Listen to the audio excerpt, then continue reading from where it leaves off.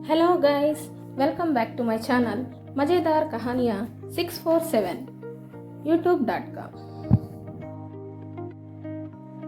आज की कहानी है मेंढक और मोती। एक मेंढक जंगल में आराम से रह रहा है। उसे एक हमसे मिला। कुछ ही दिनों में मैं सबसे अच्छे दोस्त बन गए हैं। एक दिन मेंढक तालाब में कमल पर तैर रहा था और हंस किनारे पर खड़े बातें कर रहा था। इसी बीच एक शिकारी अचानक हंस को पकड़ लिया। हाथ में फंसा हंस बेचैन हो गया। ये सब मेंढक से देखा नहीं गया। शिकारी, कृपया उसे अकेला छोड़ दो।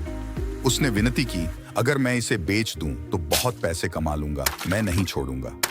मेंढक तुरंत पानी में डूब गई और मोती लेकर ऊपर आई। ये ले लो और मेरे दोस्त को छोड़ दो। शिकारी मेंढक के हाथ में मोती को देखकर हंस को छोड़ दिया। शिकारी मेंढक के हाथ से मोती को लेकर घर के रास्ते पर निकल पड़ा। शिकारी घर जाते ही अपनी पत्नी को मोती दिखाकर सारी कहानी सुनाई। पत्नी ने सब सुनकर कहा कि तालाब में बहुत सारे मोती होंगे, जाओ जाकर तुरंत सब मोती लेकर आओ।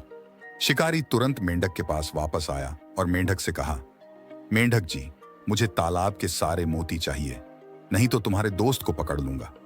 मेंढक ने कहा, ठीक है, तुम्हारे पास जो मोती है उसे हाथ में दे दो, मैं उसे देखूंगा और वैसा ही कुछ ले आऊंगा। तो शिकारी ने मेंढक को मोती दे दिया। शिकारी मोती देते ही मेंढक तालाब में पलंग मार कर कहने लगा, मेरा दोस्त कहीं छिप गया।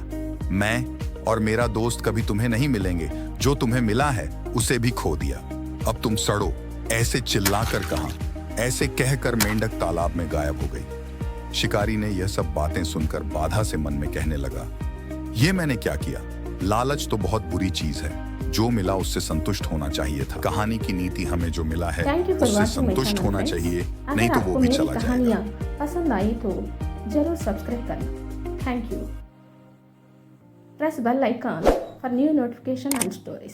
Please follow my Facebook account for Telugu stories. Thank you.